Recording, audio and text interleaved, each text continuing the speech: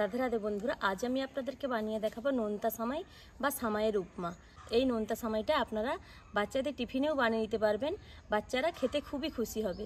আর অনেক রকম সবজি দিয়ে বানানো তো, তাই খেতেও খুব ভালো লাগে। আজকের ভিডিওটি শুরু থেকে শেষ পর্যন্ত দেখতে থাকুন, আশা রাখছি আপনাদের অনেক ভালো লাগবে। নোনতা সামাই বা সামাইয়ের উপমা বানানোর জন্য প্রথমে সামাইটাকে সেদ্ধ করে নিতে হবে। তাই আমি উনুনটা ধরিয়ে একটা কড়া বসিয়েছি। দিয়ে দিচ্ছি 1 চামচের মতন সাদা তেল। তেলটা খুব ভালোভাবে গরম করে নেব।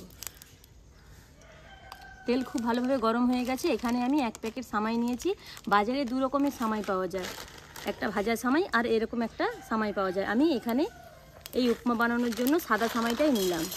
পুরো সামাইটা 10 টাকা প্যাকেটের পুরো সামাইটাই কড়ার মধ্যে দিয়ে দিলাম।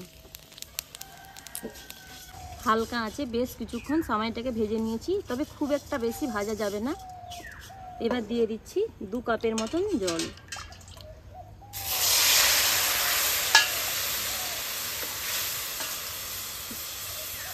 জলটা দিয়ে সামাইটাকে কিছুটা সিদ্ধ করে নেব। প্রায় 2 মিনিটের মতন সামাইটাকে সেদ্ধ করে নিয়েছি। এবার একটা ছাঁকুনিতে সামাইটাকে ছেঁকে নেব।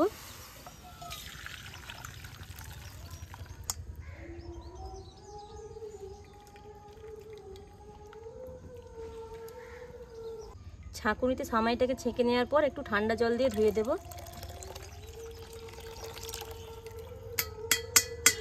সামাই সেদ্ধ করে নেওয়ার পর কড়াতে দিয়ে দিচ্ছি আবারও 1 চামচ রিফাইন তেল। তেল ভালো করে গরম করে দিয়ে দিচ্ছি কতগুলো চিনে বাদাম। বাদামটা ভালো করে ভেজে নেব।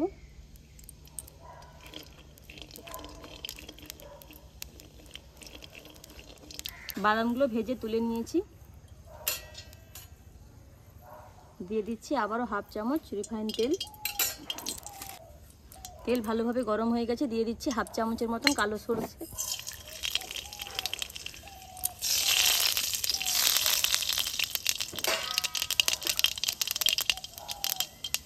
দিয়ে দিচ্ছি কিছুটা আদা ছোটো ছোটো করে কুচিয়ে নেওয়া, একটা কাঁচা লঙ্কা কুচি। সব কিছু খুব ভালোভাবে ভেজে নিচ্ছি।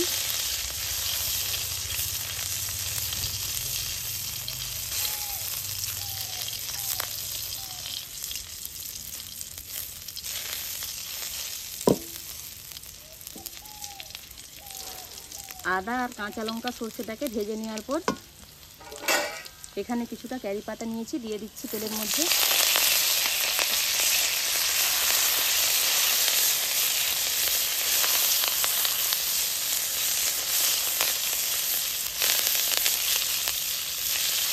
কারি পাতাটাও হালকা একটু ভেজে নিয়েছি।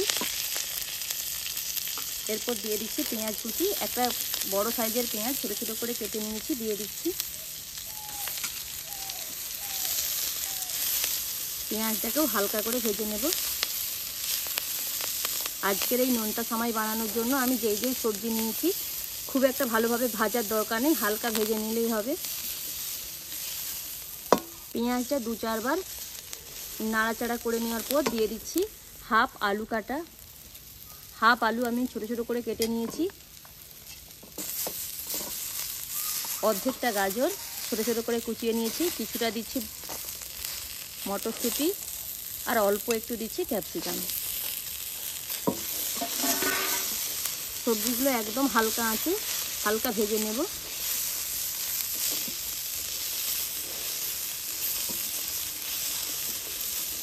দিয়ে দিচ্ছি অল্প একটু লবণ।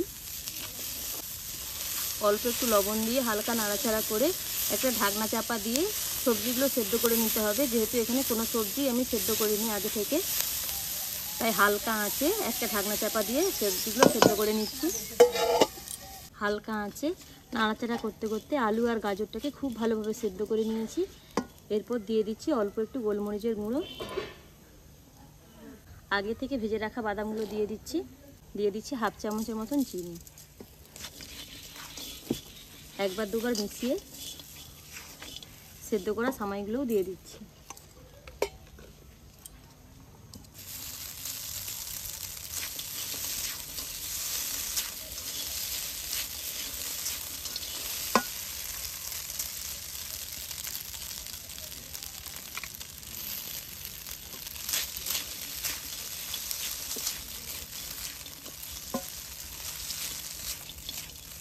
সামাইটা দিয়ে দু একবার নাড়াচাড়া করেছি।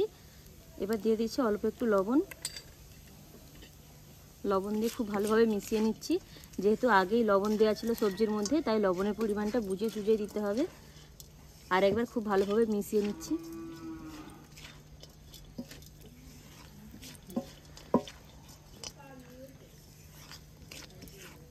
খুব ভালোভাবে রেডি হয়ে গেল আজকের রেসিপি নোনতা সামাই বা সামাইয়ের উপমা। একদম কম তেল মশলা দিয়ে স্বাস্থ্যকর রেসিপি। বাচ্চাদের টিফিনে আপনারা খুব সহজেই বানিয়ে দিতে পারবেন।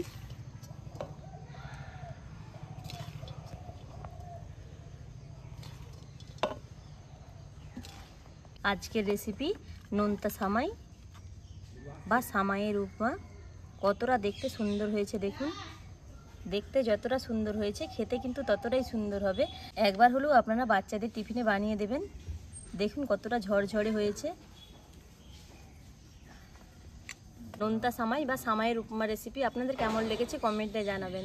আর যদি ভালো লাগে লাইক শেয়ার সাবস্ক্রাইব করে আমাদের পাশে থাকবেন। ভিডিওটি এখানেই শেষ করলাম। ফিরছে এক নতুন রেসিপি নিয়ে। রাধে রাধে।